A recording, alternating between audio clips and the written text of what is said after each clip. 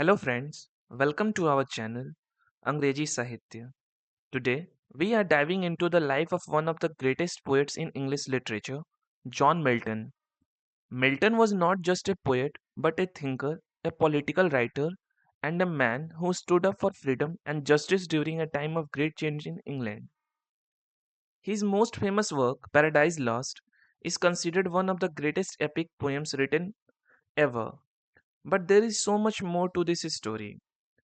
From his early years of learning and travel to his bold political ideas and literary masterpieces, John Milton's life is a tale of resilience, creativity, and brilliance. So, stay with us as we explore the fascinating journey of his remarkable figure.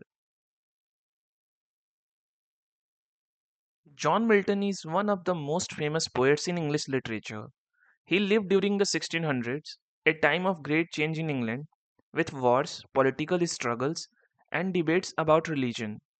Milton is best known for his epic poem Paradise Lost, which tells the story of Adam and Eve in their fall from grace. But Milton's life was about much more than just poetry. He was also a thinker, a writer of political essays, and someone who stood up for freedom and justice. In this video, we will take a detailed look at his life, his works, and why he remains so important today. His early life and education. John Milton was born on December 9, 1608 in London. His father, John Milton Sr., was a scrivener, a person who wrote legal documents, and also a composer of music.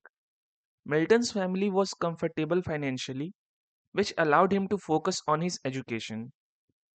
As a child, Milton was very intelligent and loved to read. He went to St. Paul's School in London, where he studied languages like Latin and Greek, as well as history and literature. Even as a boy, Milton showed signs of his future greatness. He once said that he believed he was destined to write something that people would remember forever. In 1625, at the age of 16, Milton went to Christ College at Cambridge University. At first, he thought he might become a priest, but he soon realized that he disagreed with many of the church's teachings. Milton had a strong personality and didn't like being told what to think. This independent attitude would stay with him throughout his life.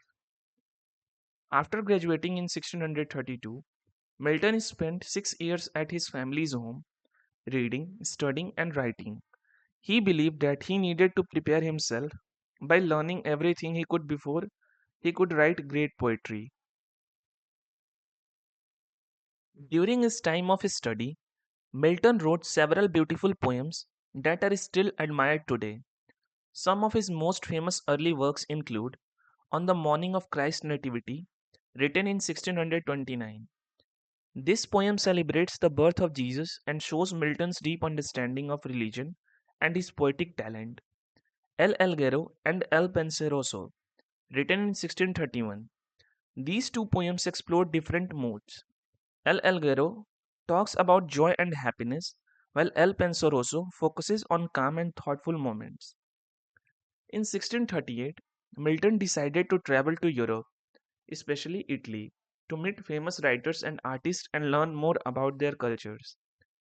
During his travels, he met Galileo, the famous scientist who was under house arrest at that time. This meeting left a big impression on Milton, and he later mentioned Galileo in Paradise Lost. However, Milton's travels were cut short when he heard about political troubles in England. The country was heading towards civil war, and Milton felt it was his duty to return home. Political life and prose writings of Milton. When Milton returned to England, he began writing essays and pamphlets about politics and religion. He believed strongly in freedom, freedom of speech, freedom of religion, and freedom from bad rulers. One of his most famous works from this time is Areopagitica, written in 1644. In this essay, Milton argued that people should be allowed to publish their ideas without government censorship. He believed that the truth would always win in an open debate. Even today, Aeropagitica is considered one of the greatest defenses of free speech ever written. Milton also wrote about government and argued that kings should be held responsible for their actions. In the Tenure of Kings and Magistrates, written in 1649, he supported the execution of King Charles I, who had been overthrown during the English Civil War. Milton worked as a Latin secretary for Oliver Cromwell's government. His job was to write official letters to foreign leaders. This work was very demanding, and by 1652, Milton lost his eyesight. He became completely blind, but this didn't stop him from writing. He used helpers to write down what he dictated.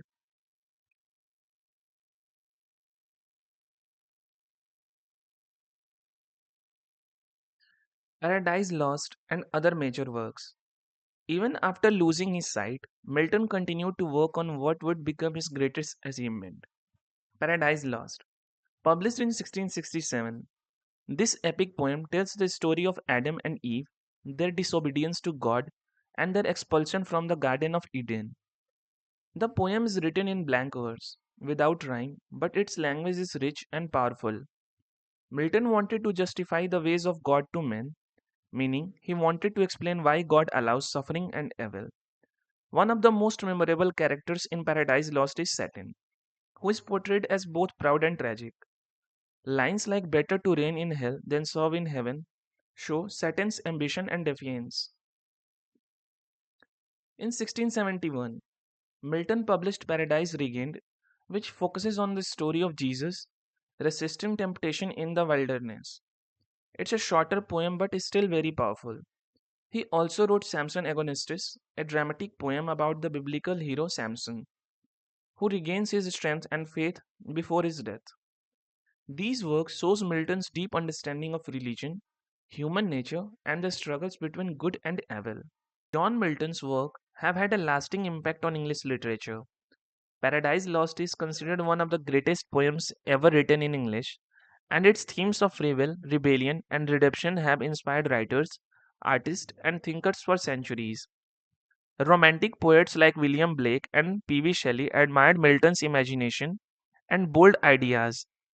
Even today, Milton's works are studied in schools and universities around the world. His writing challenges readers to think deeply about faith, freedom, and the human condition. John Milton was more than a poet. He was a revolutionary thinker and an advocate for freedom in all its forms. His unwavering commitment to intellectual and artistic excellence, despite personal and political challenges, exemplifies the power of human perseverance. Milton's legacy is a testament to how one individual's vision and voice can resonate through centuries, inspiring us to question, imagine, and aspire for a greater understanding of the human condition. Thank you so much for watching this video and spending your time learning about the life and works of John Milton.